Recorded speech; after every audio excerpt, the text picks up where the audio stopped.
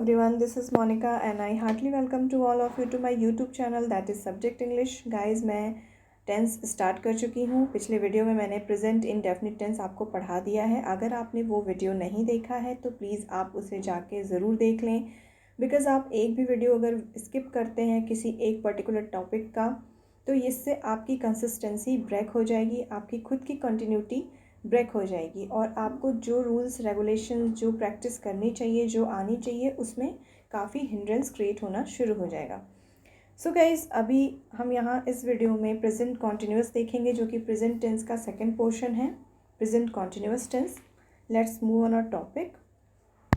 Present continuous, continuous क्या है? यानी कॉन्टिन्यूटी, किसी चीज़ का फ्लो, एक फ्लो में बहना, जारी रहना।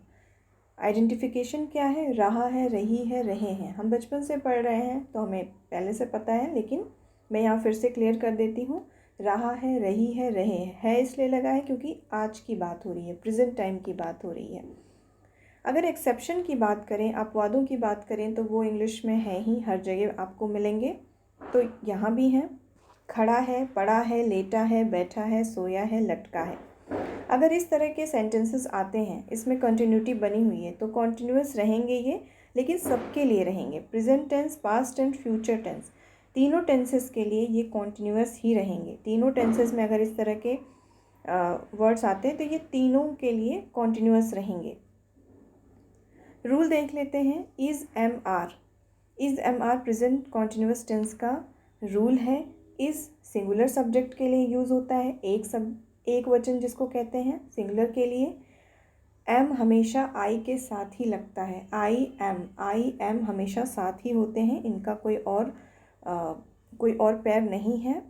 आर प्लूरल के साथ लगेगा, यानी बहुवचन प्लूरल के साथ लगेगा। मैं इतने एलेबरेट करके इसलिए बता रही हूँ कि बहुत सारे लोगों को इसमें भी प्रॉब्लम होती है, तो वो अच्छे से इसको समझ लें कि सिंगुलर और प्लूरल क्या होता है। एक वचन, बहुवचन, एक रहे तो सिंगुलर सिंगल, और एक से ज़्यादा के लिए हम प्लूरल लगाते हैं। Singular is, plural are. Verb की फर्स्ट फॉर्म तो रहती ही है, उसमें हम आईएनजी ऐड कर देते हैं, तो क्या बोलते हैं उसको? वर्ब प्लस आईएनजी, या आईएनजी डायरेक्ट बोल दीजिए। तो क्रिया के साथ हम आईएनजी का इस्तेमाल करते हैं वर्ब के साथ। एग्जाम्पल देखते हैं। राम एक किताब पढ़ रहा है। यहाँ राम क्या है? सब्जेक्ट है। किताब क्या है? ऑब्जेक्ट है। अगर मैं हिंदी में देखूँ तो पढ़ना क्या है? क्रिया है, वर्ब है, और रहा है, रही है, ये आपके हेल्पिंग वर्ब है। इसको मैंने हिंदी वाले के नीचे, जो भी हिंदी स्टेटमेंट है या सेंटेंस है, उसके नीचे मैंने ये चीज़ ऐसे पुट की हुई। अगर इसको अरेंज करने की बात की जाए तो मैंने पिछले वीडियो में प्रीवियस वीडियो में बहुत अच्छे से मैंने आपको एक स्ट्रक्चर दिया था। उस स्ट्रक्चर के अकॉर्डिंग इंग्लिश ट्रांसलेशन सारे आप करना सीख जाएंगे। अगर आपको नहीं आते हैं तो इसे अरेंज करके देखेंगे। तो अरेंजमेंट में subject plus helping verb plus object. Ram is reading a book, तो सब्जेक्ट राम हो गया, हेल्पिंग वर्ब इज़ हो गया। रीड करना, रीड आपका फर्स्ट फॉर्म है क्रिया का, वर्ब का। पढ़ना, तो उसमें आईएनजी ऐड कर देंगे तो वो रीडिंग हो जाएगा। और अ बुक आपका क्या हो गया? किस पे काम किया जा रहा है, जिस चीज़ पे काम किया जाता है उसको ऑब्जेक्ट कहते हैं। तो जो लास्ट में बचा वो बचा आपका बुक, तो लास्ट में ऑब्जेक्ट यूज़ हो जाएगा। अब मैंने सारे सेंटेंसेस को, जो आपको मैंने स्ट्रक्चर बताया था, उसी स्ट्रक्चर के फॉर्म में यहाँ पे मैंने इसी एक सेंटेंस के सारे एग्जाम्पल्स आपको दिए हैं, ताकि आप अच्छे से समझ जाएं कि उस एक सेंटेंस से हम बाकी सेंटेंसेस कैसे बनाते हैं। राम एक किताब पढ़ रहा है, ये मैं बता चुकी हूँ अभी। अब इसके बाद अगर नॉट लगाना हो कि राम एक किताब नहीं पढ़ रहा है, तो हम क्या करेंगे? सब्जेक्ट हेल्पिंग वर्ब के बाद नॉट लगाएंगे, फिर वर्ब, फिर ऑब्जेक्ट। जैसा कि Ram is not reading a book. क्या राम एक किताब पढ़ रहा है? अगर ऐसा स्टेटमेंट या सेंटेंस आता है तो आप क्या लगाएंगे? हेल्पिंग वर्ब को पहले कर देंगे। क्या अगर पहले है तो क्या राम एक किताब पढ़ रहा है, क्या करके कोई भी स्टेटमेंट बने तो वहाँ पे हेल्पिंग वर्ब को पहले कर देंगे, फिर सब्जेक्ट, फिर वर्ब, फिर ऑब्जेक्ट। वर्ब के साथ आईएनजी लगेगा, ये आपको पता है। और उसी तरह से अगर नॉट लगाना हो तो helping verb, subject, not plus verb plus object. अब आपको फिर से बता दूं मैं कि क्या वाले सेंटेंसेस में हेल्पिंग वर्ब आगे रहते हैं। अगर आपके क्वेश्चन पूछे गए हैं वो सेंटेंस के बीच में पूछे गए हैं, जैसे कि राम किताब क्यों पढ़ रहा है, तो वो IW यानी WH वाले वर्ड से स्टार्ट होंगे। जो क्यों की मीनिंग है, कहाँ है, कैसे है, उसको वहाँ रखेंगे। तो यहाँ क्यों पूछा है तो क्यों की इंग्लिश क्या है, वाई है, तो उसको सबसे आगे रखेंगे। फिर हेल्पिंग वर्ब रखेंगे, जैसा कि आपके सेंटेंस में जो लगता, नॉर्मली लगता, यहाँ पे कॉन्टिन्यूस की बात है तो कॉन्टिन्यूस का हेल्पिंग वर्ब उठाएंगे यहाँ पे।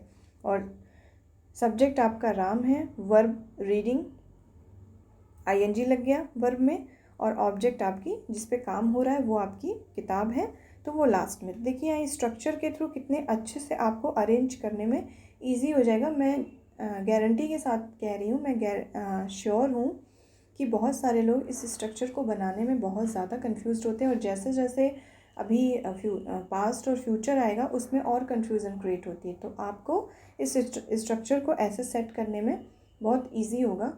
और इस तरह के अरेंज करने के लिए भी एग्ज़ाम में मैंने एक दो एग्ज़ाम में ऐसे क्वेश्चंस भी देखे हैं, तो इससे भी आपको अगर ऐसे क्वेश्चंस भी पूछता है अरेंज करने के लिए, जो उसके फॉर्म सही नहीं लिखे होते, सही से अरेंजमेंट नहीं होती है, तो उसको आप रीअरेंज करने में भी आपको ये हेल्प करेगा। इसी तरह से इसमें नॉट भी लगा देंगे, why is Ram not reading book, तो WH वाले यानी इंटरोगेटिव वर्ड, फिर हेल्पिंग वर्ब, फिर सब्जेक्ट, फिर नॉट, फिर वर्ब, फिर ऑब्जेक्ट। सो गाइज, मैंने बोला था कि मैं अब शॉर्ट वीडियोस लेके आऊँगी, बहुत ही लेंदी नहीं होना चाहिए, आपको सारे सबटाइटल्स बहुत ईजिली समझ में आने चाहिए, क्योंकि सारे पोर्शंस को अगर एक ही वीडियो में मैं कंप्लीट कर देती तो ये आपको बहुत ही हेक्टिक लगता, उसको पढ़ना है नहीं पढ़ना है ये आप सोचते और उसे पॉज करते, फिर वो एक रिवीजन पर्पज़ से चीज़ें अच्छी नहीं हो पाती आपके लिए। तो मैंने बहुत सोच समझ के ये शॉर्ट वीडियोस बनाए हैं, इसको आप सिर्फ सुनेंगे तो कहीं भी आप इसका रिवीजन कर सकते हैं। It will be very beneficial for you, very useful for you.